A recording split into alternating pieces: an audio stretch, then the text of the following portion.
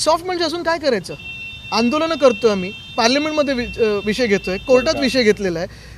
तुम्ही एक विचार करा, चीफ इलेक्शन कमिशनचा जो निर्णय सुप्रीम कोर्टाने दिलेला, CGIने दिलेला, तो भाजपने बदलून घेतला. आता तर मी ऐकतोय की आता भाजपचे अध्यक्ष, प्रधानमंत्री आणि जे त्यांचे सेक्रेटरी असतील हे तिघं ठरवणार की निवडणूक आयोग कोण आहे. म्हणजे विरोधी पक्ष पण घेणार नाहीत. तुम्हाला सांगतो एक, आपण मीडिया म्हणून विषय घेत आहात, आम्ही इकडे विषय घेत आहात. आता तुम्हाला 2 उदाहरणं देतो. महाराष्ट्रात पहिलं उदाहरण आहे बीडचं, दुसरं उदाहरण आहे परभणीचं.